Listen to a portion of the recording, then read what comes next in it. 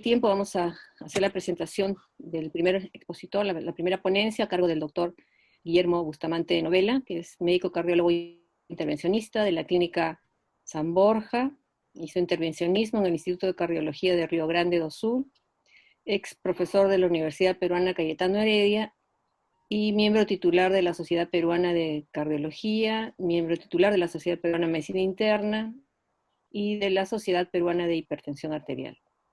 El tema que nos va la charla que nos va a dar hoy el doctor Bustamante es acerca de beta bloqueadores en insuficiencia cardíaca. Doctor Bustamante, ¿podría empezar? Sí. Compartir su pantalla.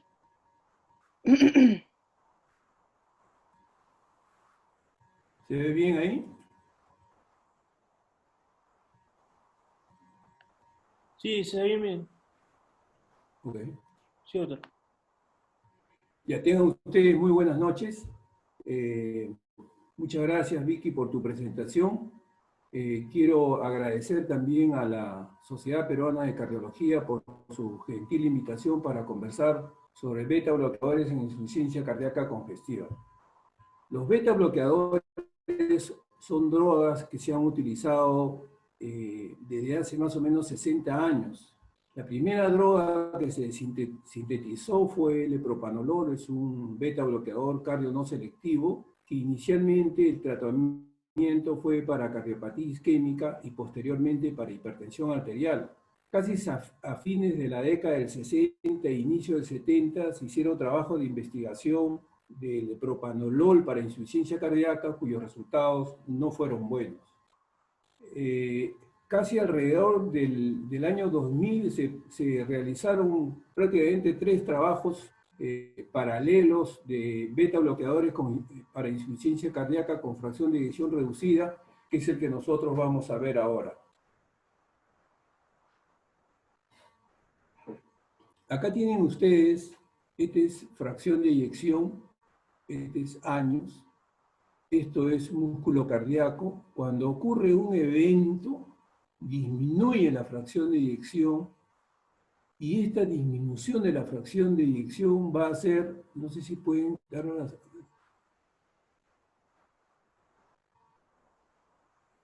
Disminuye la fracción de eyección. Al disminuir la fracción de eyección, se activa el sistema nervioso simpático, se activa el sistema renina-angiotensina, se incrementa la endotelina para poder compensar esta baja que ocurrió con el miocardio. Pero si esto se hace permanente, entonces va a haber un remodelado del ventrículo izquierdo, una disminución de la contractibilidad, hipertrofia, apoptosis, fibrosis. Y a nivel de los vasos va a haber una vasoconstricción porque está permanente incrementada la endotelina y cambios estructurales en las citoquinas. De tal manera que se produce una falla cardíaca progresiva y lo que inicialmente fue asintomático ahora es sintomático. Acá tienen ustedes, desde el punto de vista renal, el sistema simpático incrementa la liberación de renina, activa el sistema renina-angiotensina, incrementa la reabsorción de sodio. A nivel del músculo cardíaco produce hipertrofia, fibrosis, disminución de la fracción de eyección, y a nivel de los vasos hay una vasoconstricción y hipertrofia vascular. Simplemente para recordar lo que hace la noradrenalina y adrenalina a través de los receptores, a nivel del receptor alfa existe una vasoconstricción, a nivel de los receptores beta 1 existe un inotropismo y cronotropismo positivo, se incrementa la renina, a nivel de los receptores beta 2 existe una vasodilatación arterial y una broncodilatación. A nivel de los receptores 3, fundamentalmente hay una vasodilatación y es por incremento del óxido nítrico, que fundamentalmente es producido por los beta bloqueadores de acción vasodilatadora, en este caso el nebivolol. Igual hace la adrenalina. Este es un trabajo que se publicó en la Revista Española de Cardiología en septiembre del 2019. Es una revisión, yo se lo recomiendo, tiene 2 partes. en las cuales ellos mencionan que actualmente los beta bloqueadores son utilizados en falla cardíaca, en arritmias y en enfermedad coronaria isquémica. Y este es el cuadro más importante que ponen, que lo voy a tratar de hacer lo más rápidamente posible. Hay, digamos, el estudio CIVIS, con 2.647 pacientes, utilizó bisoprolol a esta dosis 7.5 miligramos. Todos los pacientes tenían una fracción de eyección de menos 35%, y miren ustedes la reducción de riesgo de muerte total, 34%, cardiovascular 29%, súbita 44%, por insuficiencia cardíaca 26%. El otro estudio que se hizo fue el MERIT, también publicado paralelo en 1999 con cerca de 4.000 pacientes. La droga fue el metoprolol, miren la dosis que se utilizó, pero se fue aumentando en forma progresiva. Y también la fracción de eyección en este grupo de pacientes fue menos de 40%. Y miren ustedes la reducción de riesgo de muerte, 34%, total cardiovascular 38%, súbita 41%, insuficiencia cardíaca 49%. Después tenemos el carvedilol. La dosis que se utilizó más o menos fue 45, la fracción de eyección también fue 35, y miren ustedes la reducción de riesgo de muerte, 65% total, cardiovascular 65%, súbita 55%, y por insuficiencia cardíaca 79%. Esos son los valores sólidos e incuestionables que tienen los beta bloqueadores, en este caso bisoprolol, metoprolol y carvedilol en pacientes con insuficiencia cardíaca con fracción de eyección reducida. Después se hizo un estudio COMET que fue comparando carvedilol con metoprolol, y el carvedilol tuvo 20% menos de muerte cardiovascular. Y el otro estudio que se hizo en el 2005 fue el Seniors. El Senior se utilizó un promedio de entre 7.5 y 10 miligramos por día, pero fue en pacientes sobre 70 años. Y por otro lado, acá no se puede ver la fracción de eyección, pero los pacientes en el 65% eran menos de 40 y el 35% eran más de 40.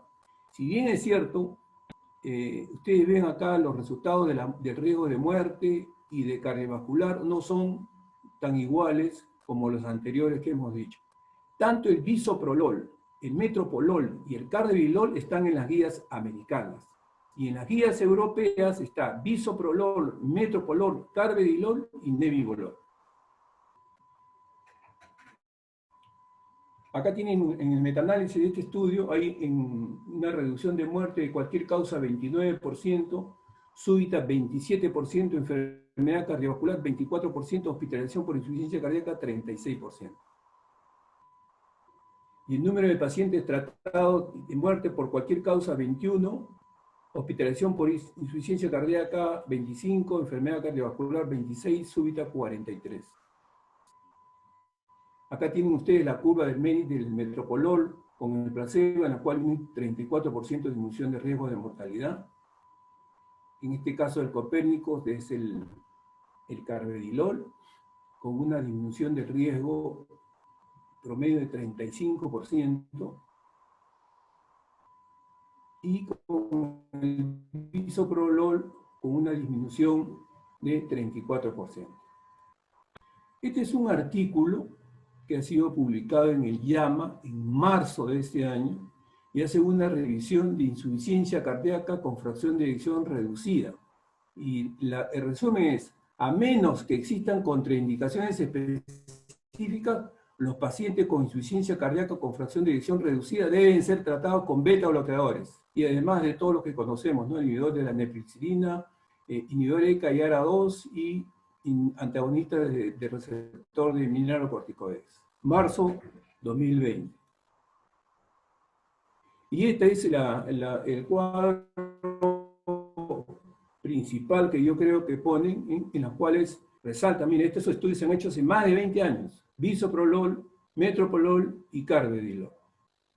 Este es otro trabajo muy interesante, sobre todo bien práctico, sobre el uso de beta bloqueadores en insuficiencia cardíaca. Y ellos dicen, Los beta bloqueadores siguen siendo esenciales en el tratamiento de la insuficiencia cardíaca con fracción de eyección reducido, pero la evidencia es limitada para el uso de rango medio o preservada. Se necesitan ensayos contemporáneos que reexaminen esto en pacientes sin disfunción ventricular izquierda. Simplemente para hacerles recordar, insuficiencia cardíaca con fracción de eyección reducida, menos de 40%. Insuficiencia cardíaca con fracción de rango medio, entre 40 y 49%. Insuficiencia cardíaca con fracción de eyección preservada, arriba del 50%. Esto se dividió así en 3 partes a partir de las guías que fueron publicadas en el 2016 por las guías europeas. Antes se hablaba solamente de fracción reducida y preservada. Y este artículo pone esto, mira, acá tienen la celeste, en realidad por todas las causas. Lo que es rojo es muerte cardiovascular, lo que es amarillo es hospitalización cardiovascular y lo que es verde es hospitalización y muerte cardiovascular. Acá está la fracción de eyección, acá está lo bueno para abajo y lo malo para arriba. Y ustedes pueden ver que los pacientes que tienen baja fracción de eyección, con los beta bloqueadores mejoran. Claramente se ve. Sin embargo, cuando agarramos 40, 49 y empiezan a tener problemas, ya se acercan a la línea que no pasa nada, y lo de 50 definitivamente, pues inclusive estas son peores, ¿no? Hasta ahora. Esto creo que es lo más importante de ese artículo. Después, en los pacientes, este es otro artículo del JACC, insuficiencia cardíaca de rango medio, dice, se necesitan estudios futuros, no solo para caracterizar mejor la población con insuficiencia cardíaca con rango medio, sino también para determinar estrategias de manejo efectivas para reducir la alta carga de morbilidad y mortalidad cardiovascular en este fenotipo, en este grupo de pacientes. Este es otro artículo de diciembre del año pasado. Dice, mientras que los beta bloqueantes y los moduladores del sistema renina-angiotensina aldosterona pueden mejorar la tasa de supervivencia en fracción de eyección reducida, ningún agente terapéutico conocido muestra una eficacia similar en la insuficiencia cardíaca preservada. Es diciembre del año pasado. Este es un artículo de la revista Insuficiencia Cardíaca, publicación febrero del 2020. La evidencia disponible para los beta bloqueantes es limitada y sigue siendo el incierto de los beta bloqueadores si tienen un papel beneficioso en el tratamiento de la insuficiencia cardíaca preservada en ausencia de una indicación alternativa. ¿Cuál sería la indicación alternativa? Por ejemplo, insuficiencia cardíaca con fracción preservada, pero que tenga fibrilación auricular, un beta bloqueador podría mejorar. Insuficiencia cardíaca con fracción preservada con hipertensión, un beta bloqueador podría mejorar. Y insuficiencia cardíaca con cardiopatía isquémica, un beta bloqueador podría usarse y podría tener mejores resultados. Y esto es lo que ponen. Acá, esto de acá es, pues esta es supervivencia, esto de acá es azul. Estos pacientes con insuficiencia cardíaca no han recibido, y esto cuando reciben se mueren más. Más eventos cardiovasculares, mayor hospitalización, mayor causa de muerte. Este es un artículo que ha sido publicado en octubre 20 de este año. Dice, efecto del praliciguat, es un artículo que se estaba esperando por sus resultados en pacientes con insuficiencia cardíaca con fracción de eyección preservada. Es el estudio CAPAS. Normalmente, el endotelio produce óxido nítrico. Este óxido nítrico estimula a la guanilato ciclasa, este es en los cardiomocitos, y esta guanilato ciclasa estimula la guanosina monofosfato cíclico, que es esta, y esto hace que se disminuya, que no exista lesión en el miocardio por reacción vasodilatadora, que no exista rigidez vascular ni ventricular, ni fibrosis ni hipertrofia. Cuando hay hipertensión o diabetes, hay un proceso inflamatorio. Este proceso inflamatorio forma especies reactivas de oxígeno que inactiva o disminuye la cantidad de oxígeno y por lo tanto ocurre más rigidez vascular, más rigidez ventricular, más fibrosis y más hipertrofia. Bueno, el praliciguat actúa a este nivel, estimulando este guanilato ciclasa para que estimule. Pero ¿cuáles fueron los resultados de este estudio? Los hallazgos no apoyan el uso de praliciguat, un estimulador de la vía guanilato ciclasa, en pacientes con insuficiencia cardíaca con fracción de eyección preservada. Es un estudio que se está esperando, que podría mejorar o que estimularía más formación de óxido nítrico, pero al final no fue. Este es un metaanálisis de la Revista Europea de Cardiología, en las cuales muestra que los pacientes menores de 40% mejoran, disminuyen la mortalidad, disminuyen la mortalidad cardiovascular. En cambio, los que tienen más de 50 no pasa nada o empeoran. Y los que están entre 40 y 49 mejoran. Pero ustedes miren, la P es diferente a de los beta bloqueadores que nosotros hemos mencionado. En conclusión, en este trabajo de las guías de la revista europea, para los pacientes con insuficiencia cardíaca en ritmo sinusal y una fracción menor de 40%, los beta bloqueadores mejoran la función sistólica del ventrículo izquierdo y reducen la mortalidad cardiovascular. Estos beneficios también se aplican a pacientes con fracción de eyección entre 40 y 40, un grupo en el que la terapia con beta bloqueantes parece más probable que ayude que dañe. Este es un artículo de marzo de este año, donde se pueden ver los pacientes, tanto hombres como mujeres, se benefician cuando es menor de 40%, los mayores de 50% no se benefician los que tienen frecuencia cardíaca baja, mediana o alta, se benefician los isquémicos y no isquémicos, no tanto los diabéticos como los no diabéticos.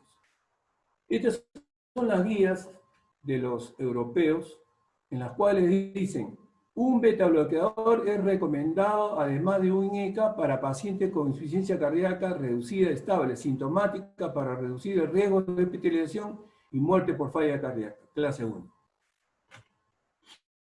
Tratamiento de angina de pecho estable con falla cardíaca sintomática con fracción de eyección reducida. Un beta bloqueador a una dosis basada en evidencia o la dosis máxima tolerada es recomendada como tratamiento de primera línea, preferido para aliviar la angina debido a los beneficios asociados de este tratamiento. Reducción del riesgo, clase 1. Prevenir o retrasar el desarrollo de falla cardíaca manifiesta o prevenir la muerte antes del inicio de los síntomas.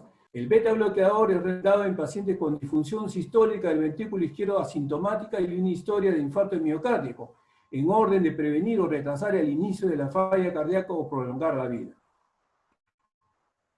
Clase 1. Y acá, digamos, las recomendaciones para el tratamiento de pacientes con falla cardíaca, los diuréticos fíjate, ponen los diuréticos para disminuir su congestión. Clase 1. Y acá dice: efecto del tratamiento sobre la hospitalización por falla cardíaca con fracción preservada para pacientes con ritmo sinusal. Hay alguna evidencia de que nebivolol, digoxina, espironolactona y candesartán podrían disminuir las hospitalizaciones por falla cardíaca. Estaba hablando de falla cardíaca, no de mortalidad. Efecto del tratamiento sobre la mortalidad. Los estudios con los IECA, BRAS, han fallado en reducir la mortalidad en pacientes con insuficiencia cardíaca preservada o de rango medio. Sin embargo, dice, en pacientes mayores, mayores significa más de 70 años, con fracción de eyección reducida, preservada o rango medio, el nebivolol redujo el punto final combinado de muerte y hospitalización, pero no de mortalidad.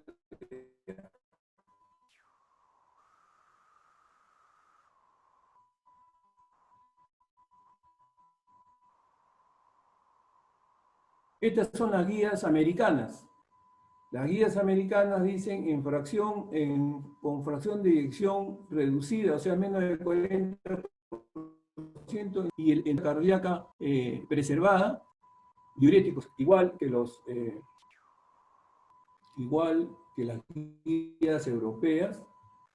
Y acá dice, por ejemplo, si tienes una presión sistólica y diastólica, deberías controlarlo con pacientes acorde a las guías. Y después dice, si el paciente tiene angina de pecho, insuficiencia cardíaca y hay que revascularizar, deberemos revascularizar, ¿no? Pero el manejo para nosotros es lo que está recomendado. Y estas guías son del 2017, la otra guía europea son del 2016, y revisiones muy eficaces para mejorar la supervivencia de la población con fracción de eyección reducida. Como tal, deben considerarse ampliamente en pacientes con una fracción de eyección menos del 40%.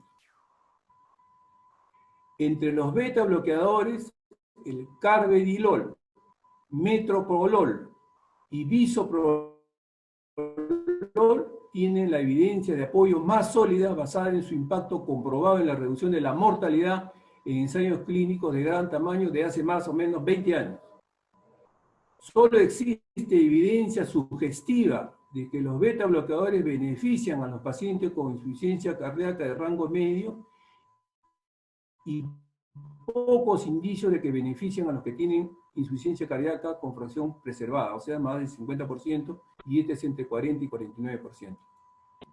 Se necesitan más estudios para comprender mejor el valor de los beta bloqueadores en estas poblaciones, y por último, en pacientes con insuficiencia cardíaca de rango medio o preservada, los beta bloqueadores pueden considerarse parte del régimen de tratamiento si existe una indicación secundaria que tenga fibrilación, postinfarto miocárdico o hipertensión.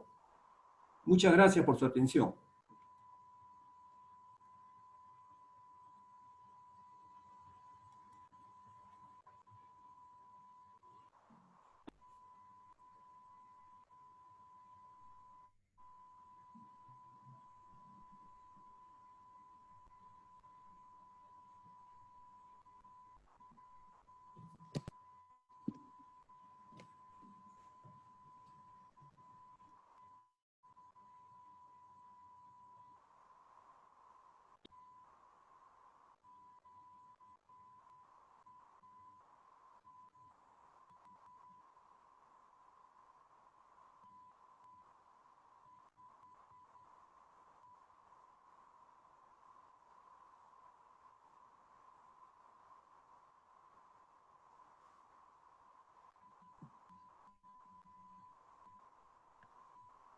Doctor, ya tiene audio, puede hablar. Permítame un momento. Bueno, ¿esperamos o largamos? Cuando tú digas. Carlos.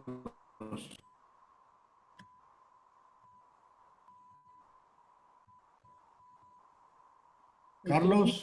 Doctora Vicky, estoy tratando de ponerle el audio. Un segundo. Ah, le toca a la doctora Victoria. No, es solamente para que lo presente, doctor. Disculpe un momento. Sí, no hay problema, no hay apuro. Ya está. Si no, estamos en casa, estamos en casa, todos estamos en casa, así que Doctor estamos Piñeiro, todos en casa. buenas noches, bienvenido. Muchas gracias por su tiempo. Disculpe estos problemas cibernéticos que yo no manejo tampoco muy bien, pero hay que ver cómo hacemos con este problema de la pandemia, ¿no? Y realmente lo bueno es que podemos...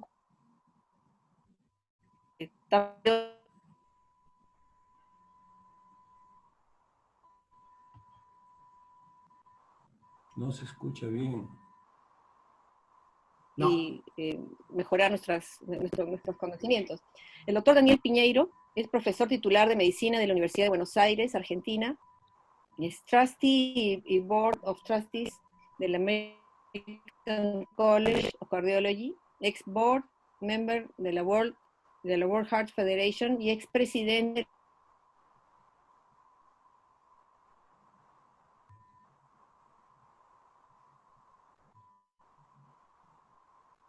No se escucha, Carlos.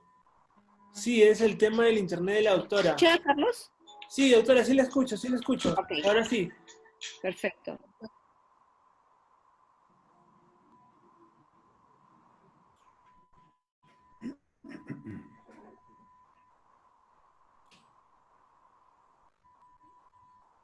Sirve. Doctor Piñeiro, le agradezco que pueda compartir su pantalla. Carlos.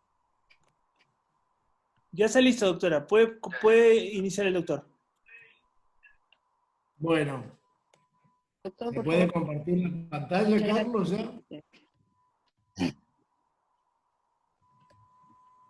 ¿Se ve bien ahí la diapositiva, Carlos? Sí, doctor, perfecto.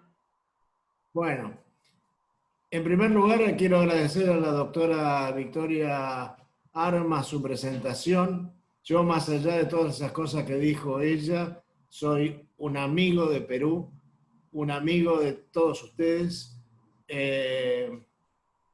Admiro la cultura y admiro la hermosa ciudad de Lima y quiero tener la oportunidad de poder visitarlos bien pronto. Y me gusta mucho la comida china que hay en Lima y me gustan los caballos de paso que tienen en Lima. Así que dicho esto, voy a dedicar unos minutos a compartir con ustedes esta presentación. A ver si la puedo poner más grande, no la puedo poner más grande, ¿no? Ahí está. Sobre los fenotipos de la insuficiencia cardíaca, cómo los diagnostico y para qué sirven. Yo no tengo conflicto de intereses para esta presentación y el objetivo de la presentación es un poco generar un poco de controversia acerca de esto de los fenotipos y de la importancia que tengan en la insuficiencia cardíaca.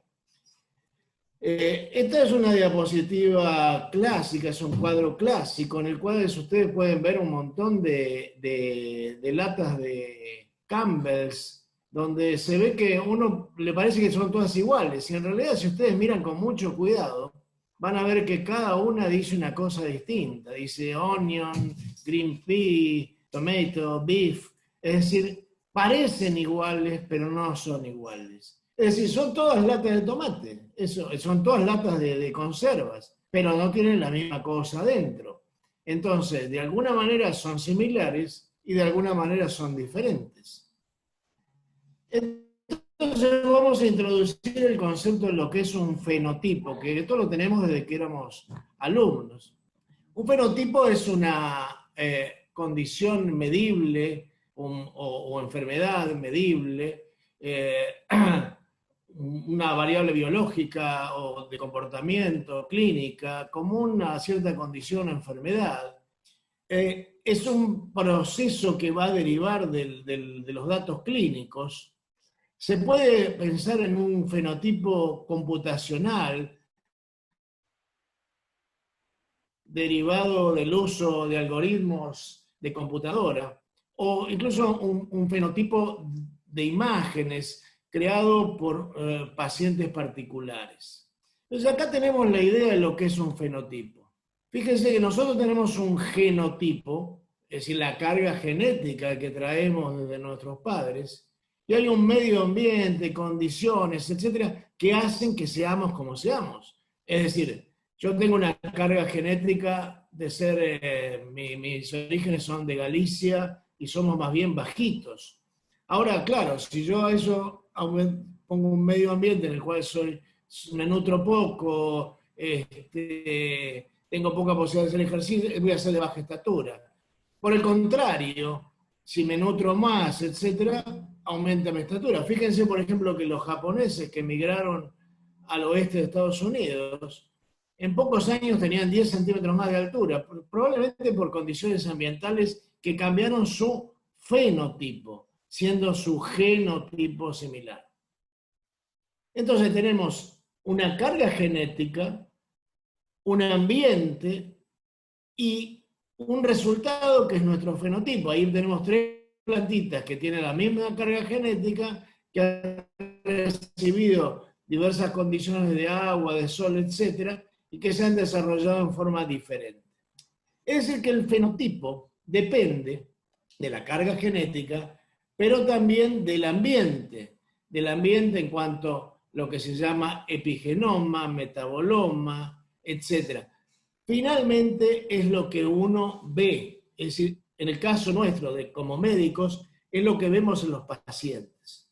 Entonces, fíjense, por ejemplo, en la insuficiencia cardíaca con fracción de eyección preservada, tenemos una multitud de fenotipos que tienen que ver fundamentalmente con las comorbilidades que se le asocian. Hay múltiples factores de riesgo para insuficiencia cardíaca, como vemos acá, y hay múltiples y heterogéneas presentaciones y fenotipos fisiopatológicos, es decir, qué es lo que está manifestándose a través de ese fenotipo. Los diversos fenotipos que podrían darse cuando se combinan en forma diferente esos dados. Entonces, por ejemplo, en insuficiencia cardíaca podemos tener fenotipos dependientes de la secuenciación del RNA, del ecocardiograma, de la genómica, de las comorbilidades, cosa que es muy importante, y de la fisiopatología, de las modificaciones fisiopatológicas. Lo interesante es ver si esto nos sirve para manejar mejor a nuestros pacientes reales en el día a día. Nadie duda que estos son tomates. Ahora fíjense qué diferentes tomates que hay. Si todos son insuficiencias cardíacas, pero cada paciente con insuficiencia cardíaca es un individuo diferente, es una clínica diferente y es una historia clínica diferente. Todo el mundo recuerda los gemelos que interpretaban Schwarzenegger y De Vito, que decían que eran muy similares y en realidad son bien diferentes. Sin embargo, tenían la misma madre. Esto nos lleva, quiero llevarlos a una idea. Si diagnósticos y para todos los approaches diagnósticos y terapéuticos. Entonces nosotros, por ejemplo, tenemos la insuficiencia cardíaca.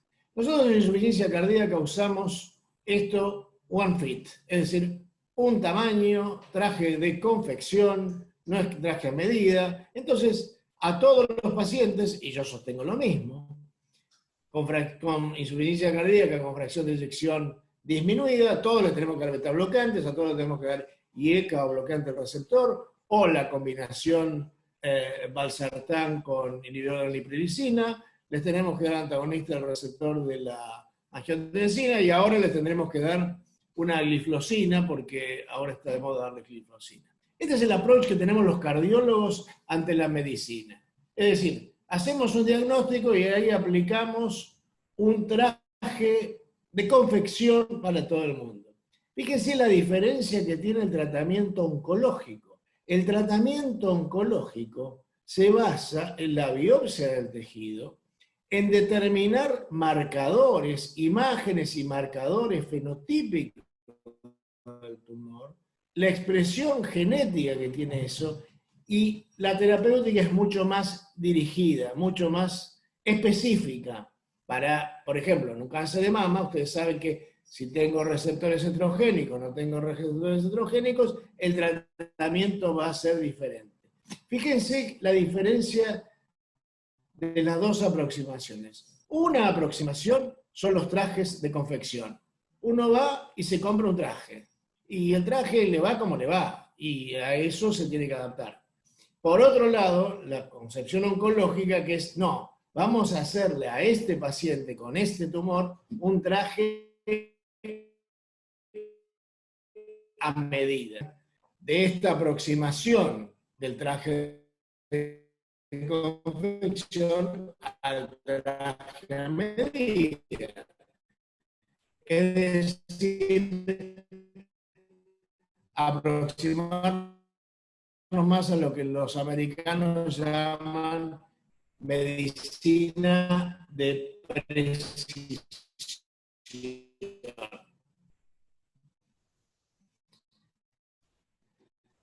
Esto permitiría teóricamente una aproximación óptima al objetivo que tenemos. Más que una aproximación suboptimal, es el grupo que tiene compromiso de la función renal, y el cuarto son los otros grupos. Es decir, que ya ahí estamos haciendo una tipificación fenotípica. Es decir, no es el paciente con insuficiencia cardíaca con fracción de eyección preservada, sino es el paciente con insuficiencia cardíaca con fracción de eyección preservada y enfermedad coronaria, o también enfermedad renal. cardiólogos cuando nos aproximamos a un paciente con insuficiencia cardíaca es hacer una aproximación fenotípica. Y la primera que hacemos es ahí intermedia. Esa clasificación fenotípica es fundamental, porque ya vimos en la exposición previa cómo las aproximaciones terapéuticas son muy eficientes con la fracción de eyección reducida y muy poco eficientes con la fracción de eyección preservada. Acá vemos, por ejemplo, cómo podemos hacer aproximaciones más específicas. De todo el grupo de pacientes con insuficiencia cardíaca ya clasificamos de acuerdo a la fracción de eyección, pero después podemos tomar sangre y clasificarlos de acuerdo a diferentes expresiones que tenga el proteoma, que tenga el metaboloma, etcétera, etcétera. Es decir, podemos tratar de precisar más las diferencias interiores en ese gran grupo que llamamos insuficiencia cardíaca. Y acá tenemos la insuficiencia cardíaca con fracción las fracciones de eyecciones como primer aproximación fenotípica, fracción de eyección preservada, fracción de eyección disminuida y los que quedan intermedios. Y acá tenemos cuál es la expresión fenotípica que tiene la insuficiencia cardíaca con fracción de eyección reducida, en el cual hay dilatación del ventrículo izquierdo, hay dilatación de la ventrículo izquierda, caída de la fracción de eyección, etcétera, etcétera, etcétera. Esta aproximación de la fracción de eyección reducida es mucho más sencilla que la aproximación en la fracción de eyección preservada. Y acá tenemos la historia natural de los fenotipos de la insuficiencia cardíaca con fracción de eyección reducida. Lo que nosotros tratamos de hacer es de modificar este fenotipo. Fíjense, por ejemplo, un paciente tiene un infarto agudo del miocardio. Nosotros tenemos que decir, este paciente tiene un infarto agudo, pero tengo que ponerle IECA y bloqueante del receptor lo más pronto posible para que no se dilate y no vaya a la insuficiencia cardíaca. Es decir, que vaya hacia un fenotipo de insuficiencia cardíaca con fracción de eyección reducida. Entonces yo lo que quiero es torcer la historia natural de insuficiencia cardíaca con fracción de eyección. Cómo se va a expresar fenotípicamente la insuficiencia cardíaca con fracción de eyección reducida, sé que buena parte de eso viene de eventos coronarios agudos. Y acá tenemos una aproximación de la medicina de precisión, en el cual, como vimos antes, se clasifican primero las fracciones de eyección, después las comorbilidades, y después diversas aplicaciones que pueden utilizarse. Fundamentalmente a mí me interesa mucho la aproximación ómica, es decir, el proteoma y el metaboloma que está actuando en este paciente. Sobre todo en la insuficiencia cardíaca con fracción de eyección preservada, porque es donde hay más variedad de fenotipos. Porque, ¿qué tiene de común un paciente, por ejemplo, que tiene insuficiencia cardíaca con fracción de eyección preservada? Porque es un hipertenso con una gran hipertrofia ventricular izquierda, con un paciente que tiene amiloidosis. Son dos insuficiencias cardíacas con fracción de eyección preservada, pero los fenotipos son bien distintos. Y las aproximaciones terapéuticas van a ser distintas. Entonces vamos a hablar un poquito de los mecanismos de la insuficiencia cardíaca con fracción de eyección preservada, en los cuales ustedes saben que hay deterioro de la función ventricular sin caída de la fracción de eyección, pero con aumento de las presiones de llenado. Eso produce hipertensión en la aurícula izquierda e hipertensión pulmonar, a veces exagerada para la insuficiencia cardíaca. Esto tiene expresiones a nivel microvascular, como vemos acá, fundamentalmente a nivel celular y subcelular, a nivel de la titina, que es la gran macroproteína que tiene que ver con la relajación del cardiomiocito.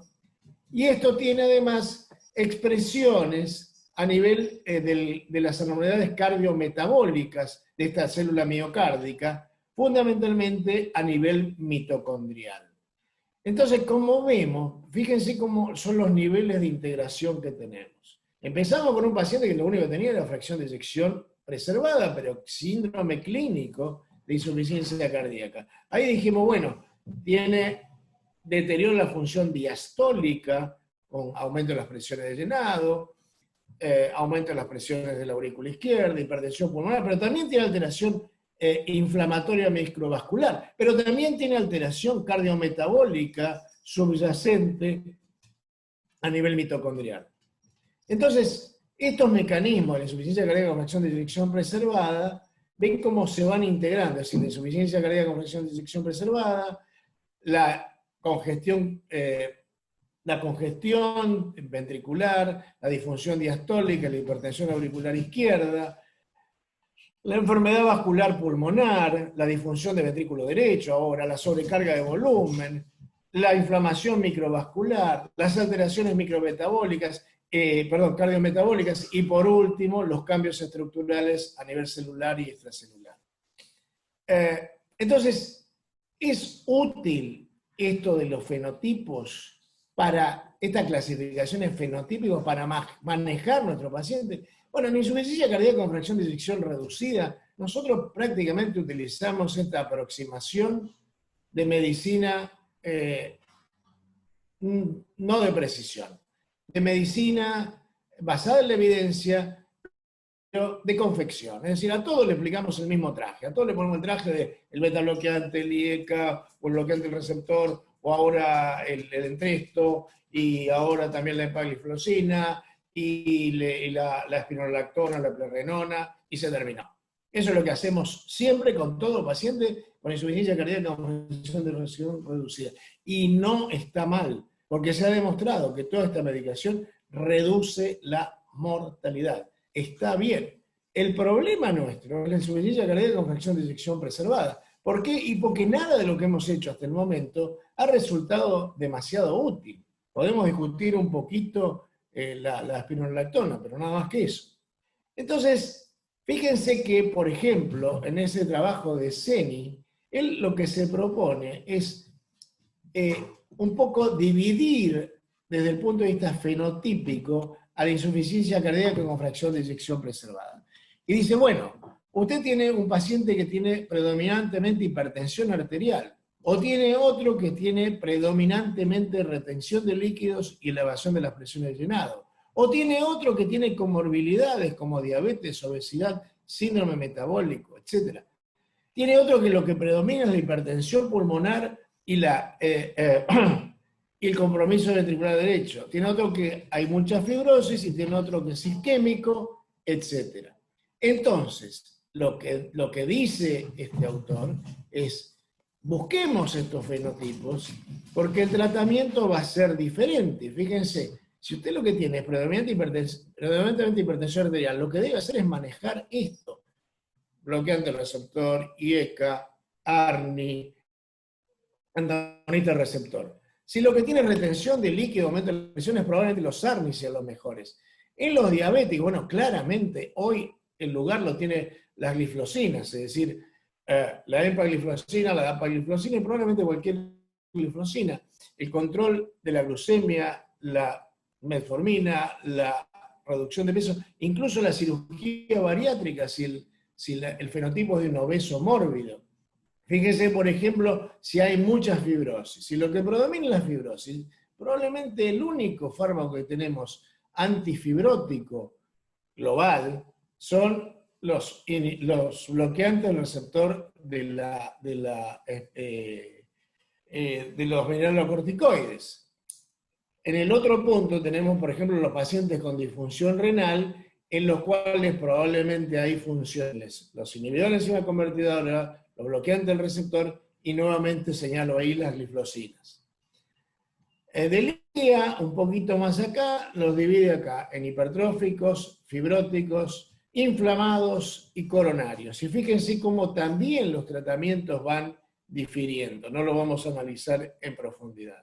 Este es otro trabajo más cercano de Jean, en el cual habla de los fenotipos que señala son los pacientes que tienen predominio de congestión pulmonar, incompetencia cronotrópica, hipertensión pulmonar, debilidad sarcopenia, debilidad musculoesquelética, fibrilación auricular, y de acuerdo a si tienen sobrepeso, hipertensión arterial, disfunción renal, va a ser el tratamiento que va a emplear para cada una de estas manifestaciones fenotípicas de la insuficiencia cardíaca. Es decir, que lo que hemos hecho es que le hemos puesto un traje más adecuado a cada uno de estos individuos. Si ya todos estos individuos tienen algo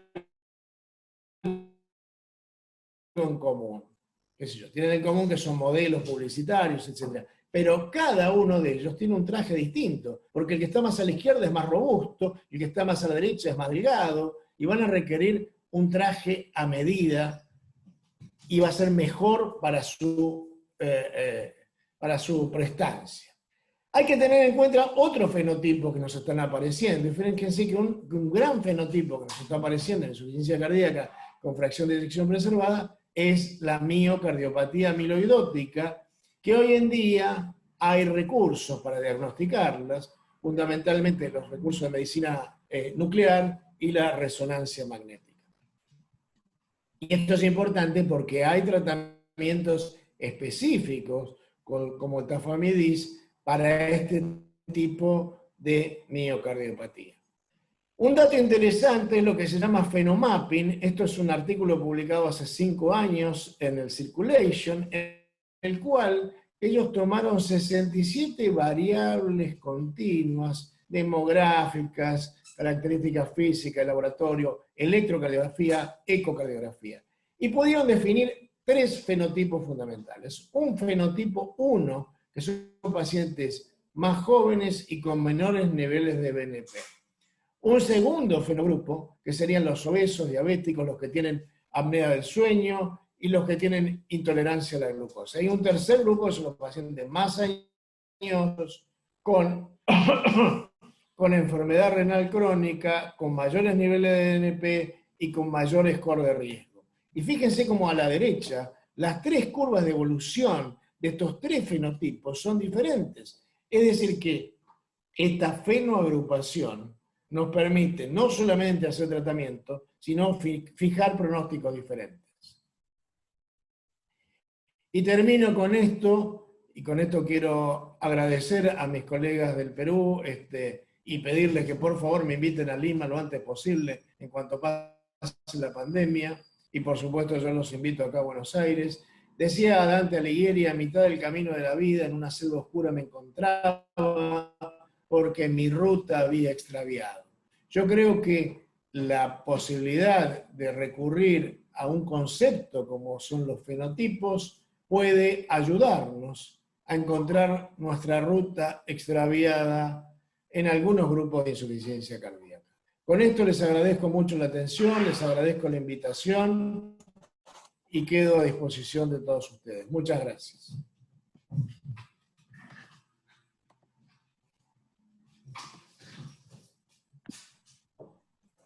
Muchas gracias, doctor Daniel Piñeiro, realmente muy interesante, muy aclarador. Como siempre, es necesario tener estas ideas un poco más claras, que podemos tenerlas un poco al aire, pero así englobarlas todo es realmente labor del maestro, ¿no? Y le agradecemos mucho. En algunas preguntas del público de un colega es: ¿cómo integra la medicina basada en la evidencia con la medicina individualizada? Ese es más o menos bueno, sí, no, entiendo la pregunta. Yo creo que la medicina basada en la evidencia ha sido un avance extraordinario en nuestra concepción de la medicina. Yo que ya tengo unos años, como Enrique, que lo veo ahí en mi pantalla, hola Enrique, nosotros venimos de una época en que era la medicina basada en la opinión de los maestros, la medicina basada en la autoridad, la medicina basada en la evidencia, pero la medicina basada en la evidencia se basa en que todos seamos lo más iguales posibles a otros. Ustedes vio que cuando uno hace un ensayo lo que quiere es que todos tengan entre 30 y 32 años, que ninguno sea diabético, que ninguno...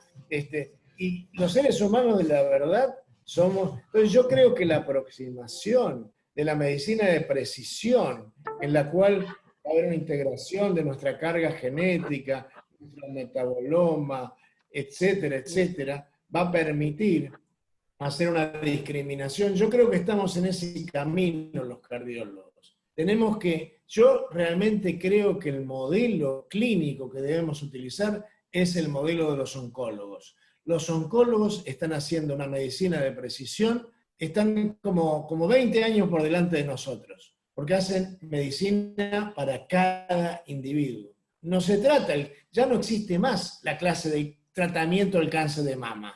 El cáncer de mama hoy tiene tantas posibilidades de tratamiento y nosotros tenemos que ir a eso, ir a qué es lo que más beneficia a cada paciente en forma individual. Entonces me parece que es un camino que va a ser difícil, pero fíjense lo que pasa hoy con el COVID. Todos los días aparece alguien diciendo, no, lo que pasa es que el COVID es la trombosis, no, es el endotelio, no, es esto. Y claro, cada paciente está operando en forma diferente. Esto es lo que tenemos que darnos cuenta. Sí, sí, sí, doctor.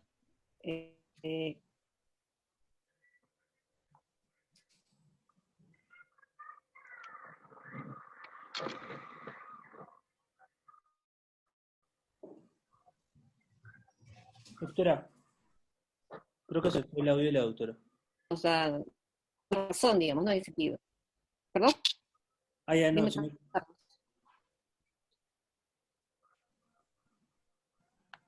Una pregunta para el doctor Bustamante.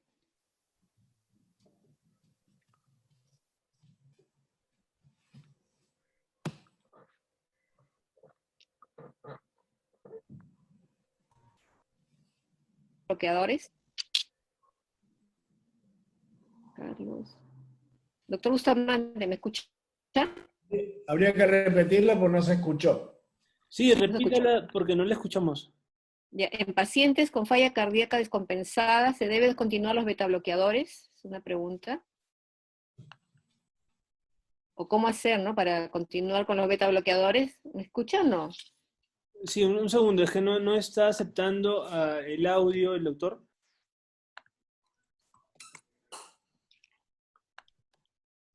Doctor, acepte el audio para que pueda hablar.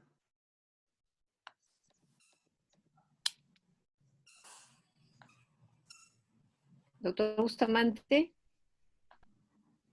Guillermo, te tienes que desmutear. Está Sí, mute. sí, Está mudo. Ahora sí. Ahora Ahora sí, sí. ahora sí. Ahora. Hay un artículo publicado en el que menciona que si el paciente está recibiendo beta bloqueadores y hace una insuficiencia cardíaca, una rehabilitación, uno debería continuar con el beta bloqueador. Y eso se ha visto más bien que disminuye la mortalidad cuando se suspende. E igual también pasa cuando un paciente tiene una insuficiencia cardíaca que se ha reagudizado, iniciar el beta bloqueador, porque no iniciarlo también incrementa la mortalidad. Esa sería la respuesta. Pacientes hospitalizados con falla aguda.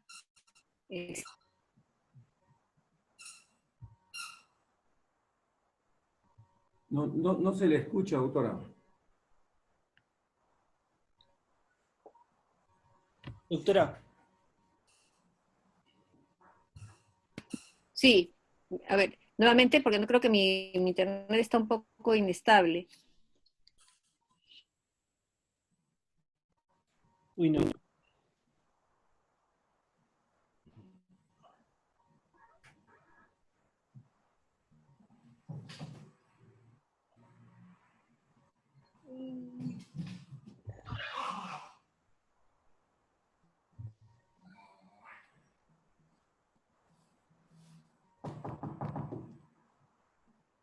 Uy.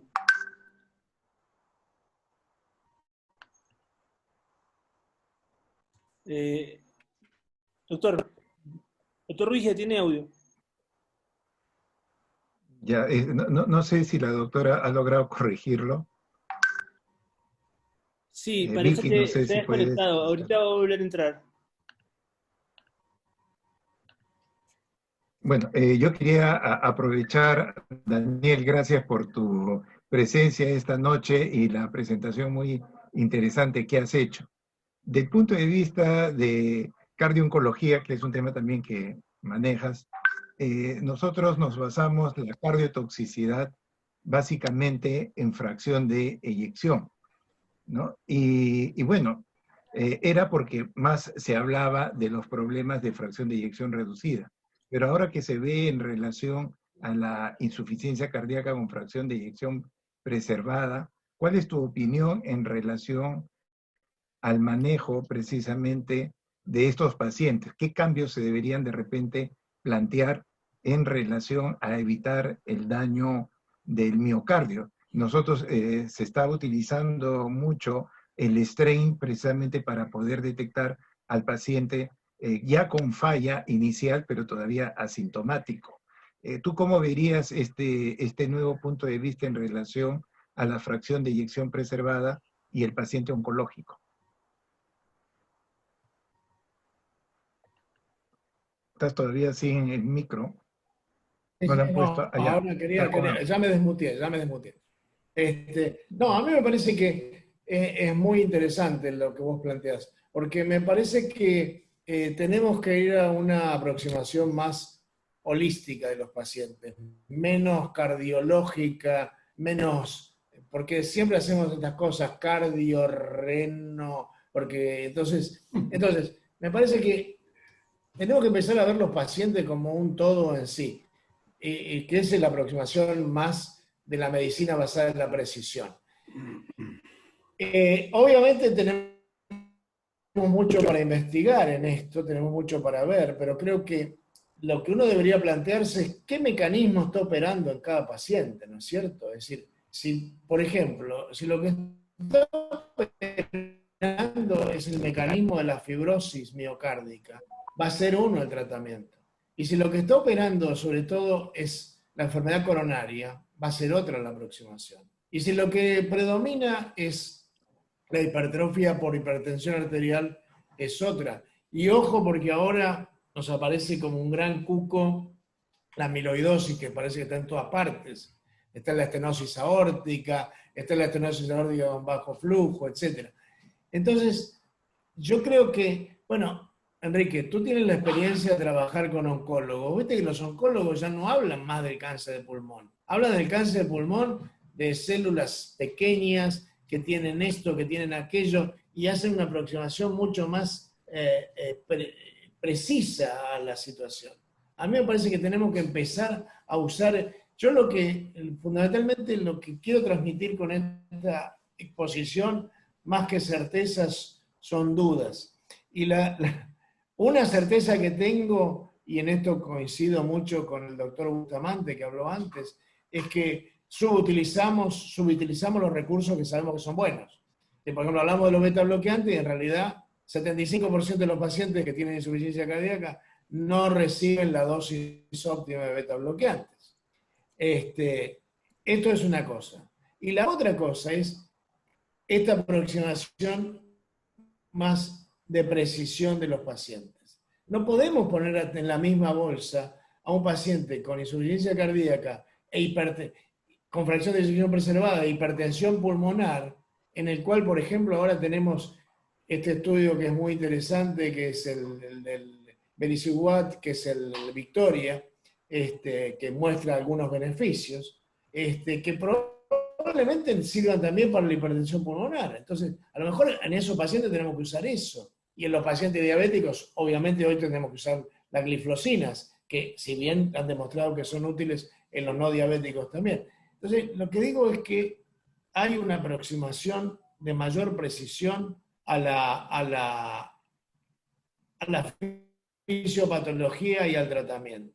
A mí me parece que estamos reverdeciendo el pensamiento fisiopatológico por sobre el pensamiento de que el trial da, el trial no da. hay un pensamiento fisiopatológico subyacente. Gracias. Vicky, sí. Sí, muchas gracias, doctor Piñero, doctor Bustamante. Creo que en Aras del Tiempo ya son las 9 y viene el simposio. Si no hay más preguntas, estaríamos dando por concluido esta parte y dándole paso a la doctora Cecilia García Sandoval, que va a moderar la segunda parte.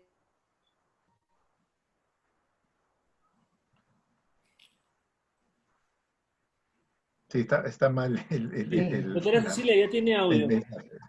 Bueno, de nuevo, Gracias, Gracias. coordinadora de la unidad de España. muchas gracias, muchas gracias. Gracias, Daniela. Luego. Gracias, Daniel. Gracias, Vicky. Ya. Adelante, doctora García. Hasta luego. Gracias. Buenas noches. Quería darle la bienvenida a este simposio auspiciado por Laboratorios Beringer. No sé si me permites, Carlos, compartir pantalla un ratito para presentar al doctor.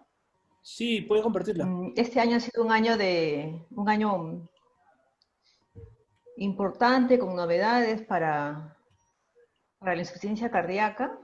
No sé si ahí se ve. ¿Me confirmas, por favor? Sí, perfecto. Sí, ya. El título del simposio es Rol de los inhibidores del cotransportador sodio-glucosa en insuficiencia cardíaca, para lo cual tenemos el gusto de presentar al doctor Osmar Pérez, de Colombia. El doctor Osmar Pérez es especialista en medicina interna y cardiología. Es cardiólogo de los Cobos Medical Center, docente de la Universidad del Bosque y de la Universidad de La Sabana y coordinador de la sección académica puesta al día de la Sociedad Colombiana de Cardiología. Es un gusto presentarlo y doctor Osmar puede presentar su... Déjale compartir. Gracias, un gran abrazo y gracias por la invitación. Adelante. Bueno, entonces voy a compartirles mi pantalla y me confirmas que sí. Ahí ya puedes ver. Perfecto. Bueno, doctora Cecilia, muchas gracias a la Sociedad Peruana de Cardiología. Para mí es un gusto y un placer acompañarlos esta noche. Los felicito por patrocinar estas actividades académicas, por promoverlas, por estar activos hasta estas horas. Y sin más preámbulo, el objetivo es hablar de cómo es este nuevo rol de los ISGLT2 en insuficiencia cardíaca, cómo han venido evolucionando. Vamos a relacionar algo de fisiopatología con estudios, evidencia, y al final quiero mostrarles algo muy interesante, pequeña apuesta a lo que nos publicarán las guías, quizás las más esperadas, quizás las más importantes, que son las europeas, porque suelen influenciar mucho en Latinoamérica y en todo el mundo estas guías cuando las publican, ya que reúnen una gran cantidad de evidencia y reúnen a una gran cantidad de cardiólogos importantes de todo el mundo. Entonces va a ser muy interesante ver toda esta evolución y ver lo que ha salido publicado este año con ISGLT2 en insuficiencia cardíaca. Estos son mis conflictos de interés. Es una actividad patrocinada por Beringer, a quien agradezco nuevamente porque este año nos ha colaborado muchísimo en actividades de educación médica. Seguramente durante mi charla tocaré temas que se verán, como pues en Colombia pasa que los ISGLT2 solo están aprobados para diabetes, tengo entendido que en su país también, pero acá vamos a hablar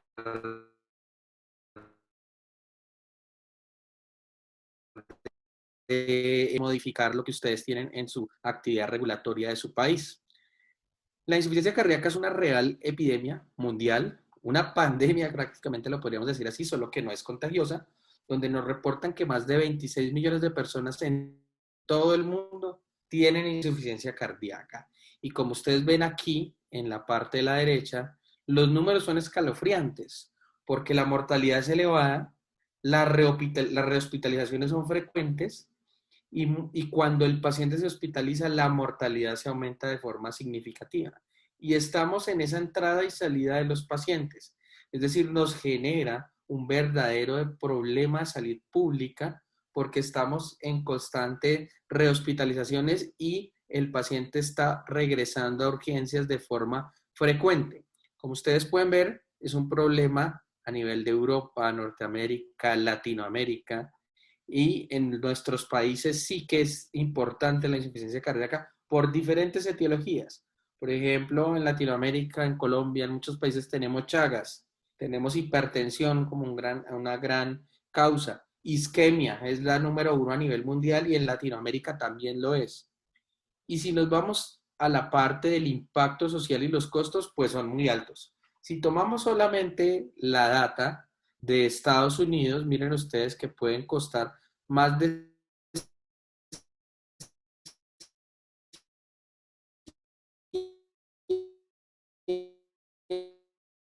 108 billones anual poblacionalmente. Frecuente de hospitalización en mayores de 65 años. Y a medida que aumenta la edad, las hospitalizaciones se van volviendo más frecuentes.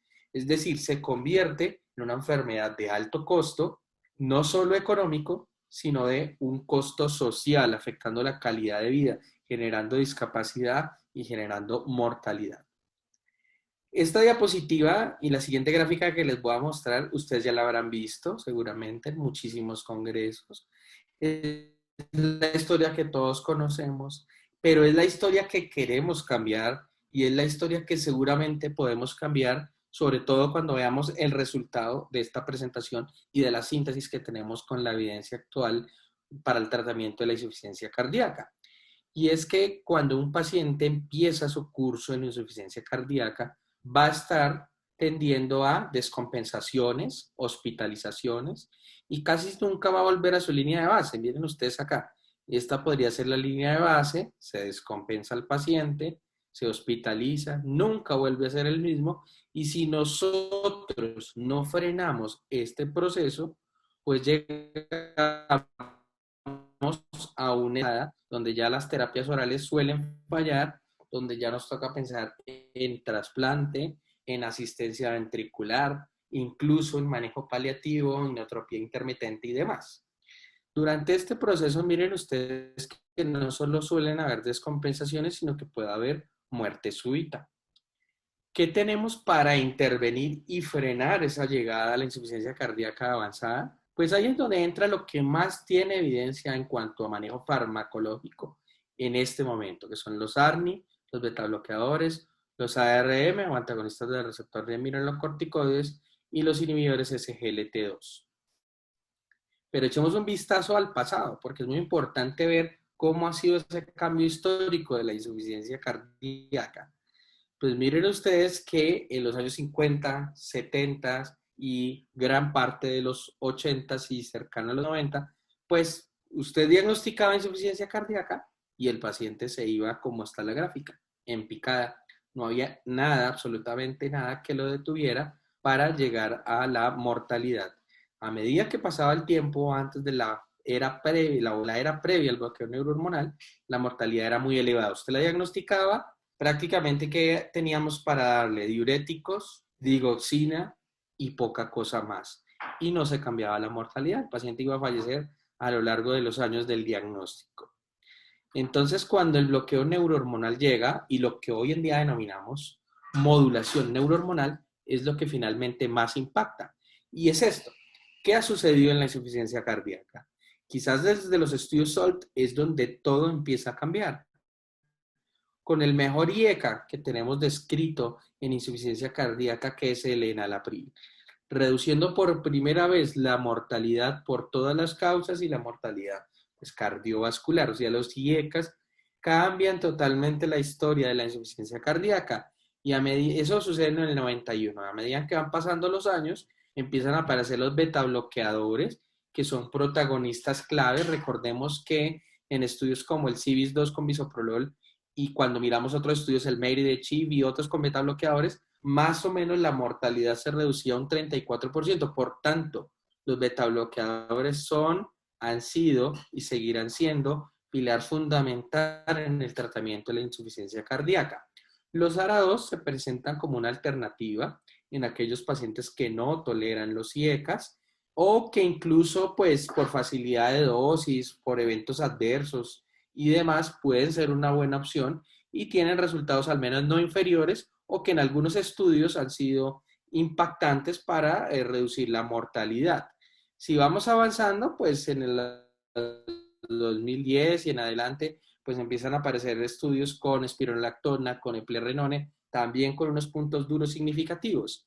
Y sin duda, en el año 2014, quien cambia el paradigma y después de que llevamos muchísimos años sin tener un estudio contundente, porque pues quizás en la transición que apareció, ivabradina, pero ivabradina redujo su impacto principal en hospitalizaciones sin unos números significativos. Entonces, lo que realmente cambia el paradigma es el ARNI, sacubitril o valsartán, porque primero es el estudio con más número de pacientes que ha habido descrito en insuficiencia cardíaca. Todo esto, hago un pequeño paréntesis, estamos hablando con insuficiencia cardíaca con fracción de eyección reducida.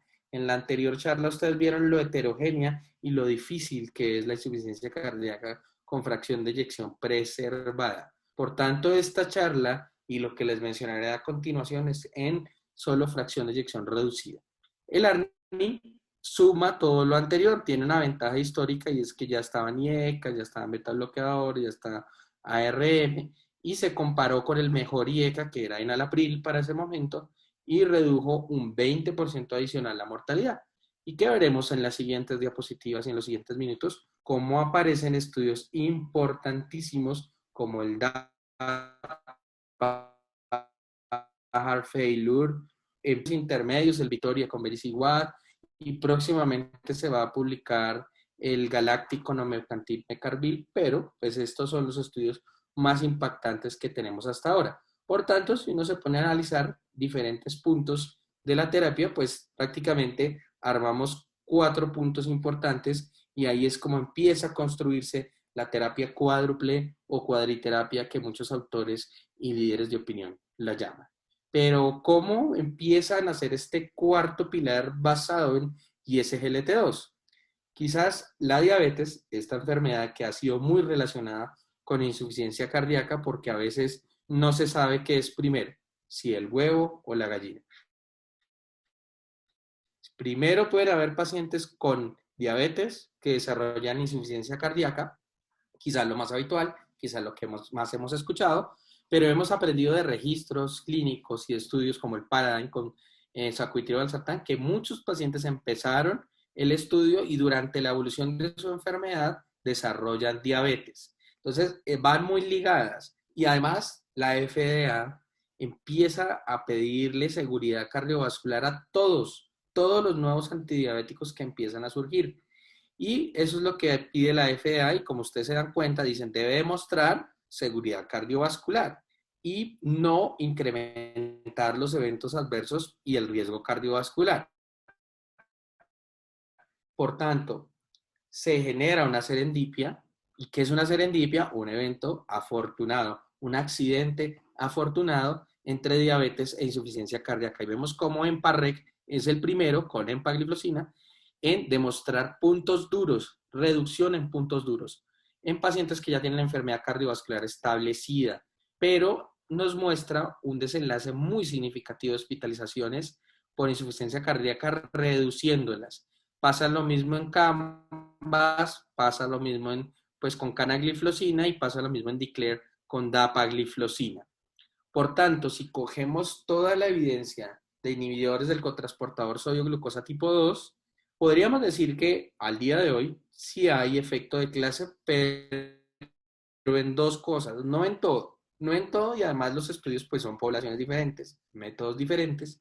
Pero ¿qué podemos decir? Pues que son glucosúricos, ayudan al control glucémico efectivamente, pero absolutamente todos los ISGLT2, incluyendo ertugliflozina en el estudio VERTIS, que fue el más reciente y que quizás ha sido el de menos impacto, pero también logró reducción de las hospitalizaciones por insuficiencia cardíaca.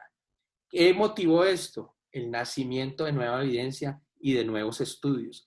Mirar cómo estos ISGLT2 estaban impactando en insuficiencia cardíaca, y en algunos datos pues nos muestra también incluso impacto en reducción de la mortalidad, como pasó en EMPA-REC. ¿Cómo es el mecanismo de acción? Mírenlo acá en la diapositiva. Vamos a ver cosas muy lindas de la fisiopatología. Y primero es que los ISGLT2 pues son unos receptores que están acá en el túbulo proximal a nivel renal, y cada vez que se me filtra la glucosa, pues no se va a eliminar por la orina, porque se va a reabsorber a través de esos receptores. Pueden haber tipo 1 y tipo 2. La mayoría de los se filtran acá también por la nefrona y van a bloquear esos sitios de los receptores y no van a permitir la reabsorción de glucosa. Por tanto, ¿qué va a pasar? Glucosuria. ¿Y qué ahí se pasa si hay glucosuria? Se me va a aumentar la diuresis, una diuresis osmótica. Entonces decimos, ¿será que los ISGLT2 son potentes diuréticos? ¿Son como una furosemida reforzada? Si eso fuera así, pues los diuréticos quizás alguno habría demostrado impactos duros y hasta el momento no lo han hecho. Entonces, este es el mecanismo de base, pero vamos a ver más mecanismos interesantes. Miren ustedes en esta publicación del JACC, en donde nos muestra que los inhibidores de SGLT2 en diabetes empiezan a tener unos efectos favorables, grandes, macro, en donde reducen la precarga, por su efecto diurético, reducen la postcarga, mejoran la rigidez arterial, mejoran la eficiencia mitocondrial, ya veremos cómo, ayudan al riñón a que no progrese el deterioro renal, ayudan a que no progrese la micro ni la macroalbuminuria, ayudan a perder peso, esa esteatosis miocárdica que se puede generar también la protegen y mejoran el control glucémico. Puede tener efectos adversos descritos. Ustedes recordarán en el Canvas con canagliflozina se vieron más amputaciones. Después en el Credence, que es un estudio de más largo plazo con cana y que fue enfocado en la parte renal, no se encontró aumento de amputaciones, y con los otros ISGLT2 prácticamente cuando se compara con placebo el riesgo es muy bajo, pero está descrito, puede generar infecciones urinarias, sobre todo genitales más que urinarias, fracturas y cetoacidosis. Miren ustedes acá que empiezan a hacer papers en donde nos dicen cuáles podrían ser las teorías de cómo esos ISGLT2 impactan a favor del miocardio. Y miren, una de ellas es el beta-hidroxibutirato, que cuando se usan los inhibidores de SGLT2 se aumenta, y este es un gran combustible. Otros dicen, mire, se aumenta el hematocrito porque mejora la oxigenación, y en general esto hace que mejore la eficiencia mitocondrial. Esta publicación es del JACC, es bien bonita y refuerza lo que está en la anterior diapositiva. Miren ustedes un corazón normal, más o menos tiene un equilibrio entre ácidos grasos. El corazón se remodela,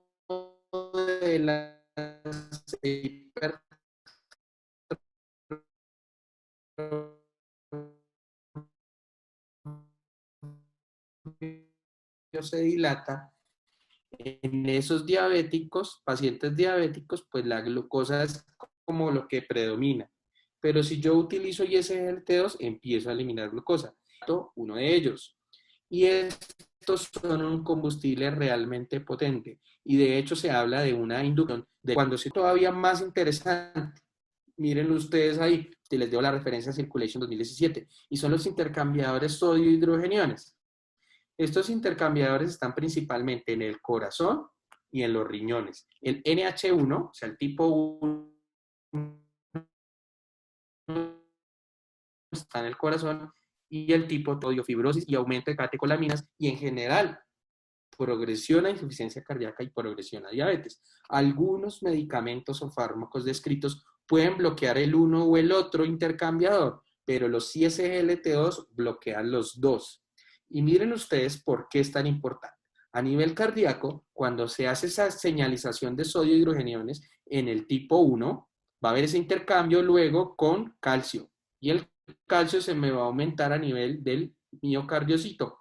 Y esto es una señalización para progresión e hipertrofia y para progresión a la insuficiencia cardíaca. Si yo lo bloqueo con los ISGLT2, no se me va a producir ese intercambio y hay una detención de la progresión de la insuficiencia cardíaca.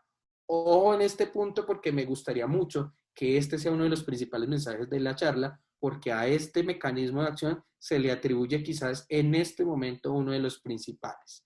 A nivel renal también es muy importante ese intercambiador. Miren ustedes, sodio hidrogeniones, está con la bomba sodio potasio de grasa y nos favorece la retención de sodio. La retención de sodio aumenta el volumen plasmático, progresión. Los ISGLT2 lo bloquearían, no deja que haya ese intercambio y se previene la retención de sodio y la progresión a insuficiencia cardíaca. Y si miramos los efectos a nivel de diurético, como podría ser los ISGLT2, miren ustedes aquí una comparación en cómo los ISGLT2 sí reducen el volumen intravascular, pero es muy poco, lo que más reducen es el volumen intersticial. En cambio, los diuréticos sí nos producen un aumento de los dos, entonces podrían generar colapso hemodinámico y además ese volumen intersticial nos va a favorecer la remodelación reversa sin generar un desequilibrio grande. Por eso los ISGLT2 son tan interesantes en su mecanismo diurético y se proponen cada vez más. Y miren ustedes que cuando se publican diferentes estudios cardíacos, aparte de estudio con empagliflozina, el EMPA-HART, donde nos demuestra un estudio muy pequeño, pero interesante, porque empieza a darnos como un aviso de que los ISGLT2 pueden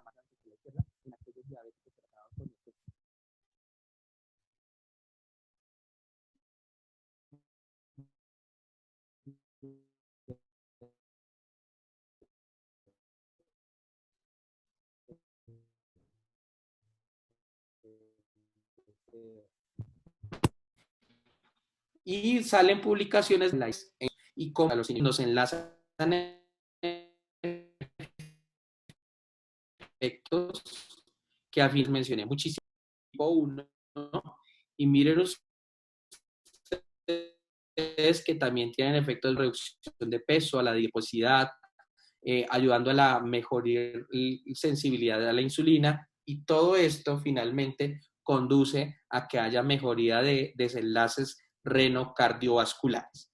Y si nos vamos a la parte más importante de esta conferencia, pues empezamos a ver una nueva historia en el manejo de la insuficiencia cardíaca. Después de que vimos todo lo anterior, después de que vimos los resultados tan grandes en diabetes, después de que empezamos a comprender la fisiopatología, nacen estudios como el DAPA Heart Failure, publicado el año pasado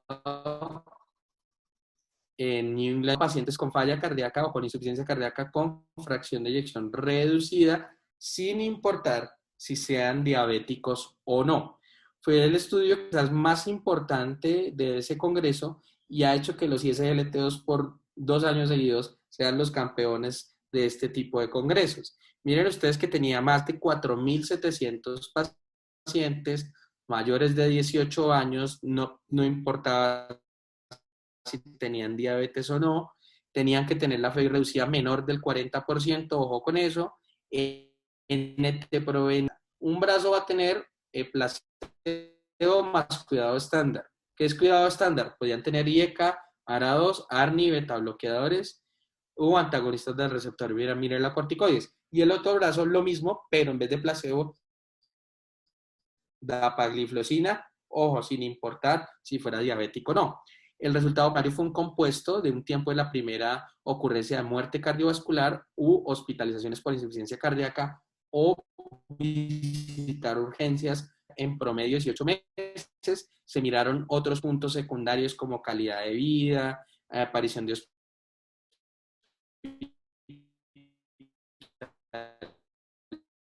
hospitalizaciones y demás, que fue 21, ese número mágico. Logró una reducción del 26% de la reducción del riesgo relativo, el desenlace primario, o sea, fue altamente significativo el brazo que tenía dapagliflozina. En hospitalizaciones fue realmente significativo, reduciendo las hospitalizaciones un 30% y logró demostrar reducción de la mortalidad por todas las causas en un 18% y en un 17% en mortalidad por cualquier causa. Vamos a mostrar ahora el EMPEROR y en las siguientes diapositivas como una comparación entre uno y otro para que entendamos un poquito más la relevancia de estos dos estudios. Primero, pues que en EMPEROR fue publicado este año en New England Journal también en uno de los estudios más importantes de este Congreso Europeo, de los más significativos y más relevantes, que nuevamente junto con el DAPA CKD lo hacen campeones del Congreso Europeo. Diseño del estudio, similar, pacientes con o sin diabetes, mayores de 18 años, un brazo placebo más manejo estándar y el otro brazo empagliflozina 10 miligramos al día más el manejo estándar.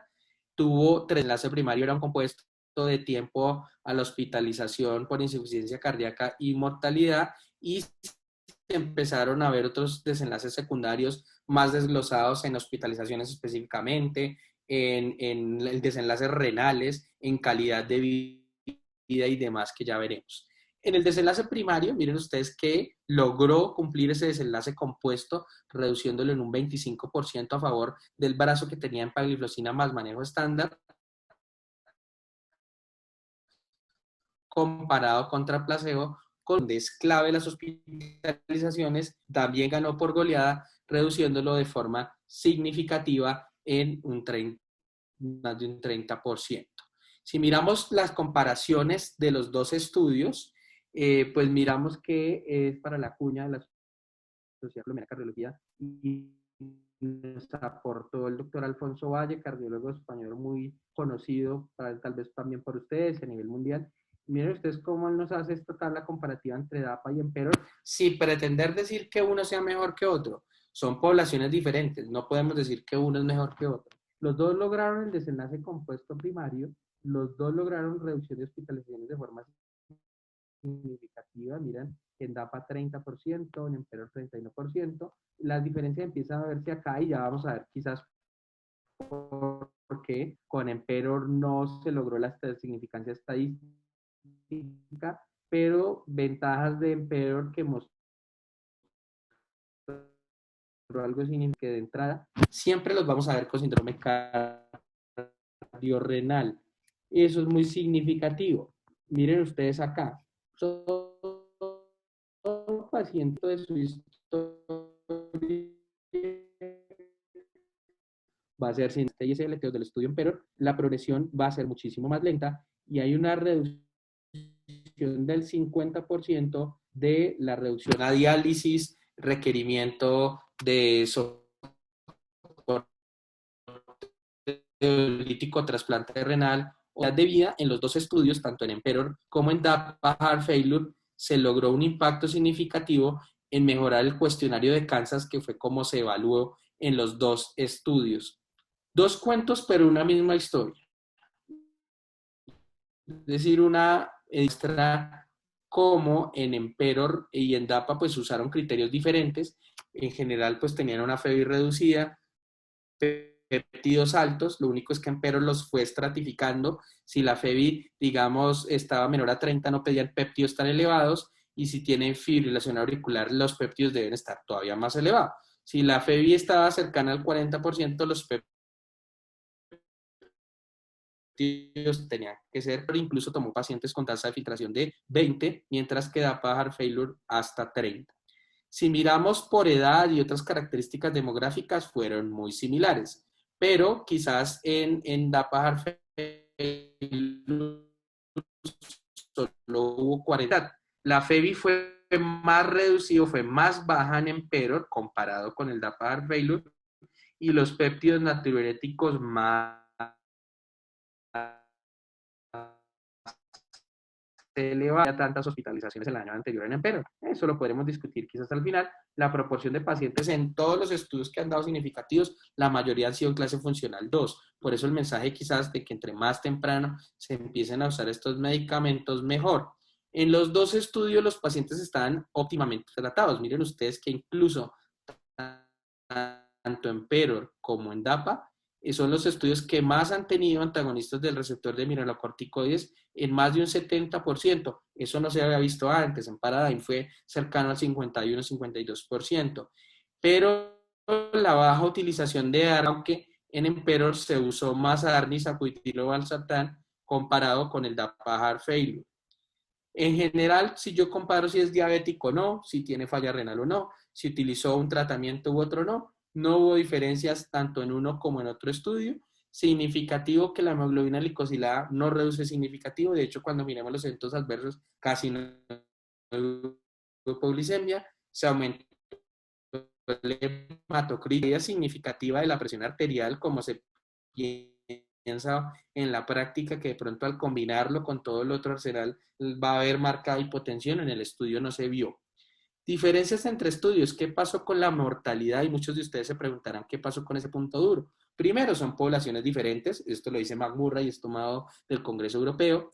Es un error decir que uno sea mejor que el otro. Quizás miren ustedes que Emperor tenía muchos menos pacientes, 1000 menos aproximadamente. Quizás faltó mayor potencia, quizás faltó mayor tiempo de seguimiento, porque si redujo hospitalizaciones, uno cree que en el tiempo va a reducir mortalidad. Y hay una parte que dice McMurray al final como mala suerte, quizás el azar.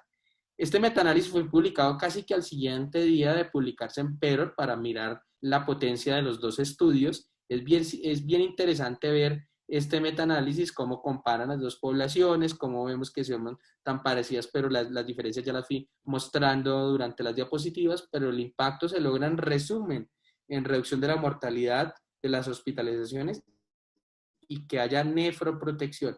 Eso lo logran los dos estudios y de hecho al final se pone la conclusión de que los SGLT2 impactan de forma significativa en insuficiencia cardíaca y en protección cardiorrenal, sea diabético o no el paciente. En los dos estudios la probabilidad de eventos adversos fue bajo. Miren ustedes, cetoacidosis no hubo, fracturas no hubo, comparado contra placebo no fue significativo, amputaciones ni gangrena de Fournier. Tanto así que empieza ya a salir editoriales como de la doctora Lam, hablando del 5-4-3. Si nos gusta el fútbol algunos, yo le digo 5-4-2, porque por lo menos acá no tenemos hidralazina más nitrato, pero podríamos tener cómo bloquear las 5 vías de catecolaminas, angiotensina, aldosterona, neprilicina y obviamente el contrarrestar de sodio glucosa con 4 medicamentos que tienen la mayor evidencia. ARNI, beta bloqueadores, antagonistas del receptor de mineralocorticoides, antes con igual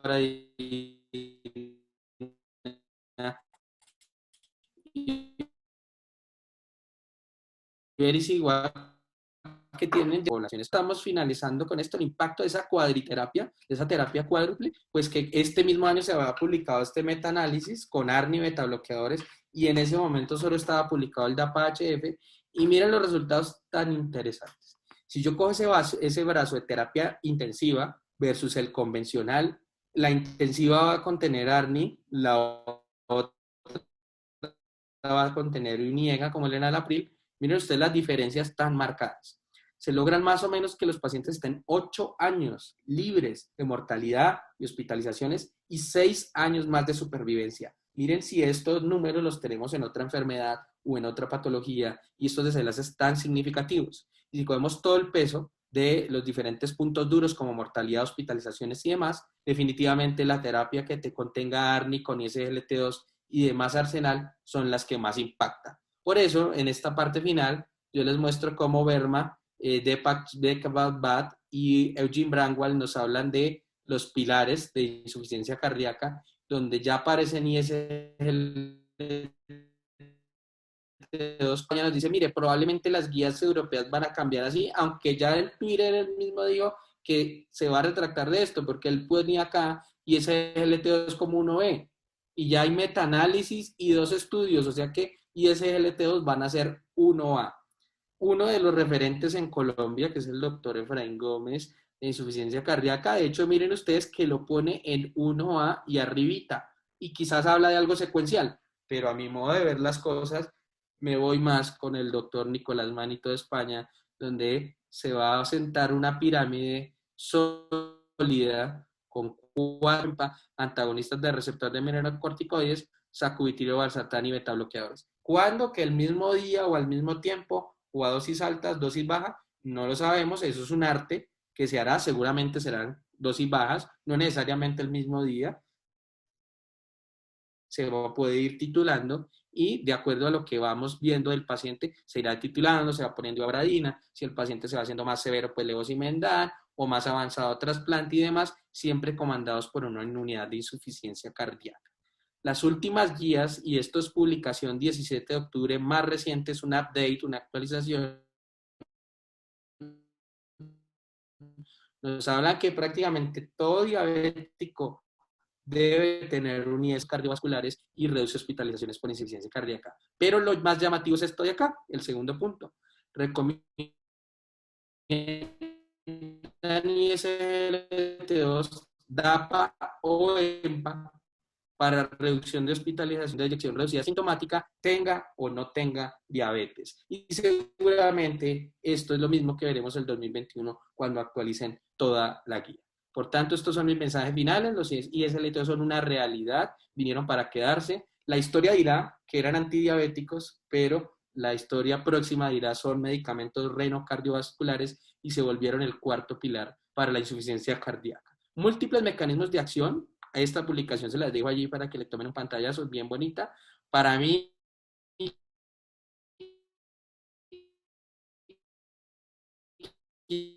quizás los intercambiadores hidrogeniones son uno de los mecanismos más interesantes y a los que diferentes papers muestran que los ISLT2 impactarían más. Lo que se viene es que va a haber emperador para reservada, que va a haber empagliflozina para insuficiencia cardíaca aguda descompensada y para posinfarto, y con DAPA también se viene estudio para fracción de eyección preservada. Hasta el momento todo ha fallado. Si me preguntan, y yo sé que me lo van a preguntar tal vez, de una vez les digo, no le doy mi apuesta, no me atrevo a decir nada, porque fallé con el ARNI, pensé que el ARNI iba a dar en preservada y no lo dio. No me atrevo a apostar en preservada, pero ojalá que los ISGLT2.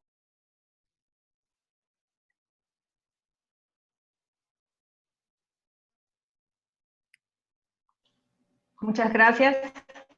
Muchas gracias, doctor Osmar, por la excelente charla. Vamos a tener una ronda de preguntas y, a ver, vamos a empezar. Primero, para decirles que encuesta al final del simposio. A ver, respecto al efecto diurético de los ISGLT2, ¿tienen algún efecto real sobre la volemia? ¿Podrían inducir hipotensión? ¿Diría usted que son unos diuréticos sofisticados, tal vez? ¿Qué opina de eso? Sí, y mira que eso también estuvo allí dentro de los desenlaces que evaluó incluso Emperor también, y si hay mayor depresión de volumen comparado con placebo, no se vio reflejado en una hipotensión tan marcada, y ahí viene un poco también a jugar la experiencia personal cuando nos hacen esa pregunta, porque antes de que saliera Emperor, yo ya venía utilizando muchísimos ISGLT2 y específicamente empagliflozina en paciente diabético con insuficiencia cardíaca con fracción de eyección reducida. Y primero nos llamó la atención que lo toleraban bien, que no había hipotensión significativa a pesar de que tuvieran ARNI, que tuvieran sacubitril valsartán. Entonces ya en la práctica veíamos que era posible. Teóricamente uno siempre le empieza a dar miedo porque uno dice, uy, yo cuando combine todos los medicamentos el paciente se me va a hipotensar. Pues en la práctica les hacemos un seguimiento estrecho, cada 15 días los estamos llamando y por lo menos mensualmente estamos reevaluándolo y lo vemos una adecuada respuesta. Que es importante que cuando estamos tratando a estos pacientes hagamos el mensaje que ya teníamos antes de la era de los ISGLT2, y es que un paciente una vez ya está euvolémico y ya no está congestivo, hay que quitarle los diuréticos de asa como la furosemida, porque si yo combino diurético de asa más ISGLT2 más todo lo demás, seguramente ese paciente sí va a tener depresión de volumen y sí va a tener hipotensión. Entonces, siempre fijarnos que los diuréticos de asa hay que dejarlos solamente si el paciente lo necesita, y hay un entrenamiento para esquemas dinámicos para que los familiares y el mismo paciente lo empiecen a usar. Si el paciente se aumenta 1 o 2 kilos o empieza a tener edemas francos y visibles, pues debe aumentar la dosis de la furosemida o tomarla. pero si está en su peso seco y si no tiene edemas visibles, mejor no tomar la furosemida para que tolere lo que sí le va a impactar en mortalidad, que ya vimos que era esta cuadriterapia. En la práctica, para responder en conclusión, no lo vemos tanto, pero puede pasar, hay que estar muy atentos. Es un arte realmente vigilar a esos pacientes. A ver, respecto a este efecto benéfico en la enfermedad renal, en la progresión de la enfermedad renal, ¿cuándo diría usted que se debe iniciar, desde cuándo debemos iniciar estos inhibidores en los pacientes con fiebre reducida y con enfermedad renal? Gracias, doctora. A mí el tema cardiorrenal me gusta muchísimo, es de lo que más me apasiona porque todos los días convivimos con el síndrome cardiorrenal. Todos los días nos fijamos en creatinina, en potasio y demás, y es lo que más le medimos a estos pacientes.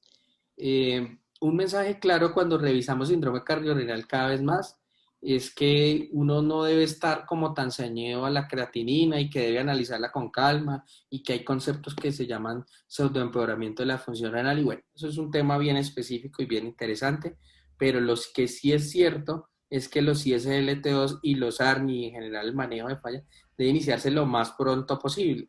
Pero lo que hemos aprendido tanto con ARNI como con ISGLT2 es que estos pacientes siempre van a hacer un deterioro de la función renal, pero que con estos medicamentos se lentece la progresión.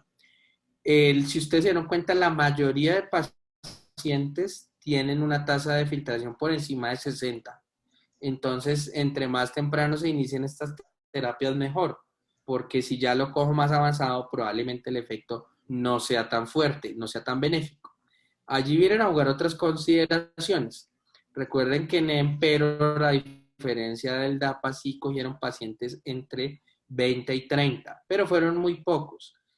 Cuando uno revisa como el dato minucioso, fueron 204 pacientes. Es una muestra bastante pequeña, pero también con desenlace cuanto antes mejor. Y si no ve el DAPA,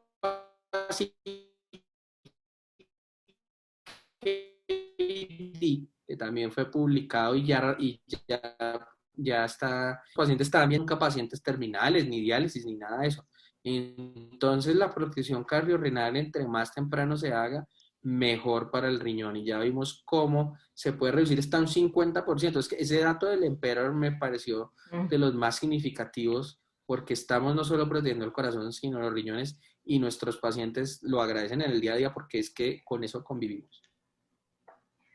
A ver, acá hay una pregunta de la audiencia que me pide comparar los NNTs de DAPA versus EMPA. Sí, el de Emperor fue 19 y el de DAPA fue 21, igualito al de Paradigm. Pues los NNT solamente no hay un número como mágico en la epidemiología, en la estadística, más o menos nos dicen que es bueno.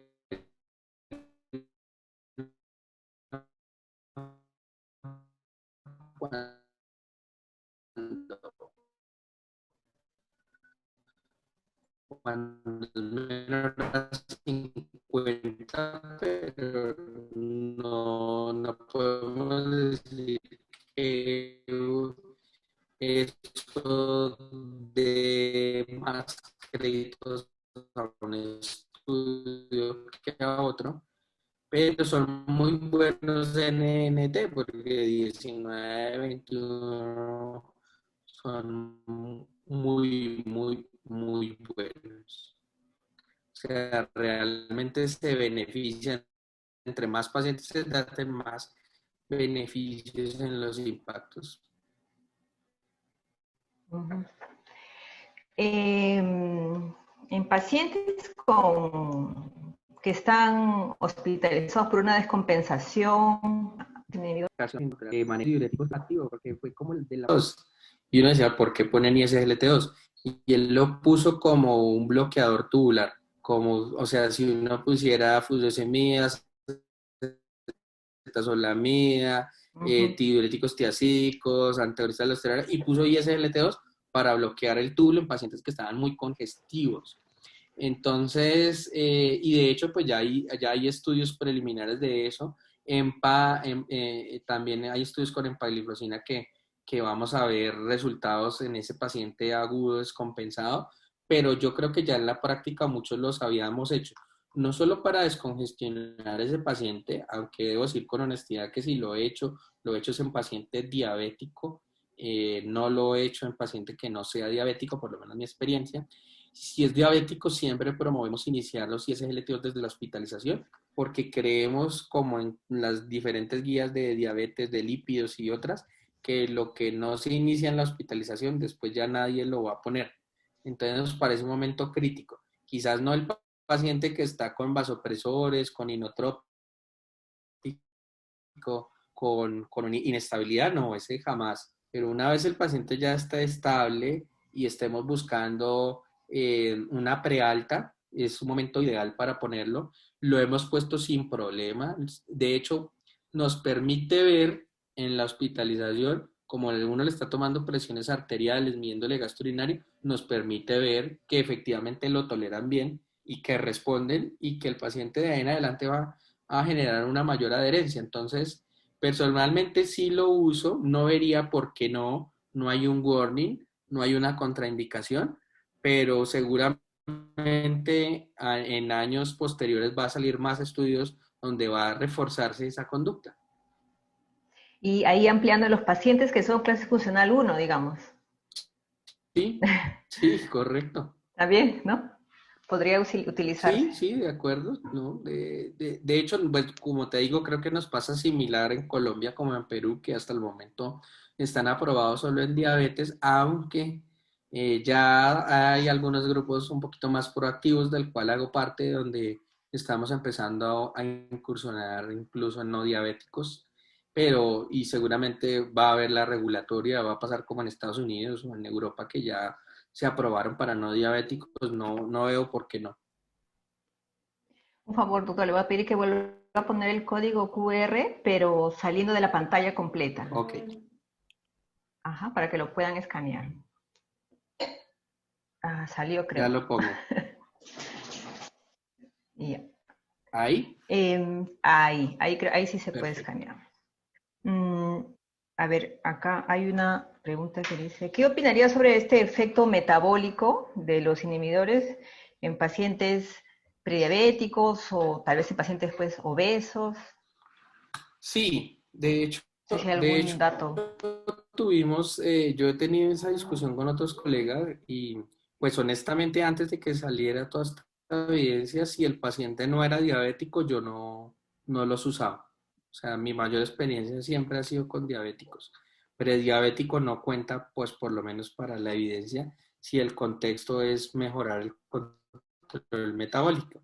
Ya si ustedes me dicen es prediabético pero tiene insuficiencia cardíaca, sin duda se lo pongo, pero más pensando en que tiene insuficiencia cardíaca, que le va a dar el beneficio y que pues de paso va a haber un efecto metabólico favorable, sin que yo esté impactando de forma significativa en la hemoglobina glicosilada. Ya vimos que no es que la reduzca tanto, la reduzca algo modesto, el peso lo reduce, pero de forma modesta, la presión arterial la reduce. Miren ustedes que tampoco es muy amplia, de 2 a 5 milímetros de mercurio lo más, tampoco es que sea algo tan significativo, pero seguramente esos pacientes obesos se puedan beneficiar de ISLTO, sí, pero siempre miraría ahí la comorbilidad, como lo que marcaría más el beneficio es que tenga insuficiencia cardíaca, porque si no tiene insuficiencia cardíaca y solamente es prediabético, no le veo la recomendación por guías, no estaría.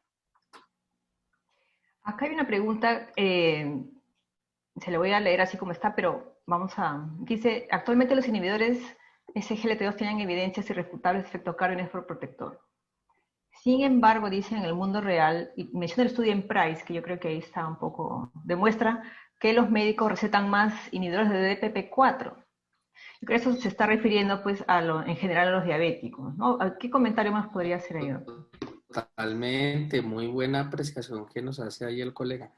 Pues miren ustedes que a pesar de toda esta evidencia, y les voy a comentar que en mi país utilizar ISGLT2 es tan fácil como formular un IDPP4, pero ha fallado, digamos que hasta ahora estamos aumentando la educación médica en diabetes, fomentando la educación en niveles de atención primaria y fomentando la actualización de consensos y guías.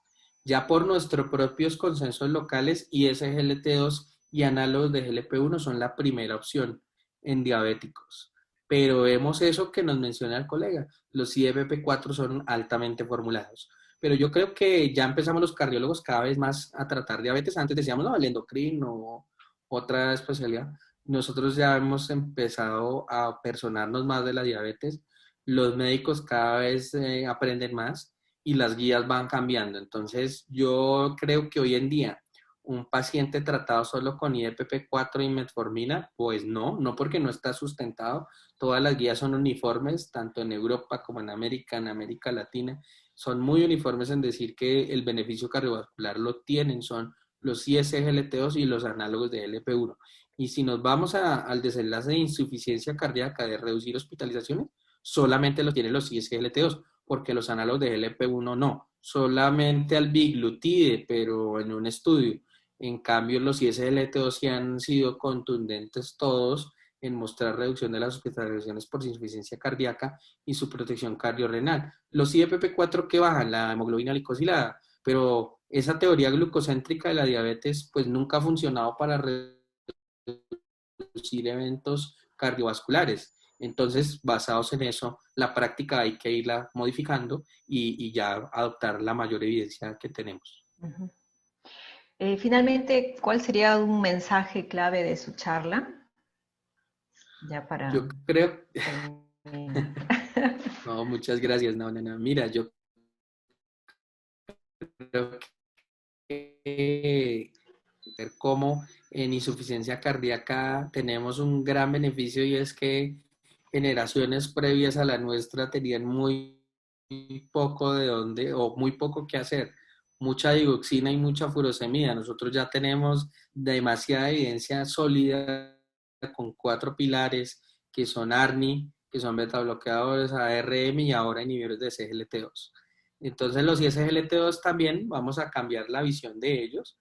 No solamente vamos a verlos como antidiabéticos, sino que esa serendipia que les mostré en una diapositiva se va a volver una realidad de las guías y que cuando pasen años y años, estos medicamentos serán renocardiovasculares netamente mucho más allá que el término antidiabéticos y tendremos que empezar a abandonar la inercia terapéutica y empezar a brindarle el beneficio a los pacientes porque finalmente con toda esta evidencia los beneficiados son los pacientes quienes están impactándose en puntos duros como hospitalizaciones, que genera costos en el sistema, que genera discapacidad y que genera mortalidad. Entonces, tener estas herramientas y poder usarlas nos hace una generación con grandes beneficios y como médicos pues somos responsables de la actualización y de brindar la mejor práctica para nuestros pacientes.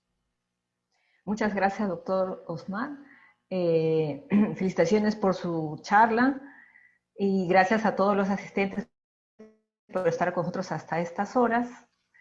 Nos esperamos en la siguiente reunión de la sociedad.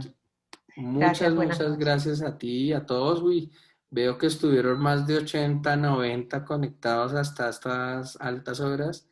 Un gran abrazo, por ahí vi algunos conocidos, entonces espero volver a Perú. Me invitaron el año pasado y la pasé muy bien. Y les mando un gran abrazo fraternal y hasta pronto. Gracias. Doctora Cecilia, un abrazo muy grande. Muchas gracias a ti. Chao, gracias.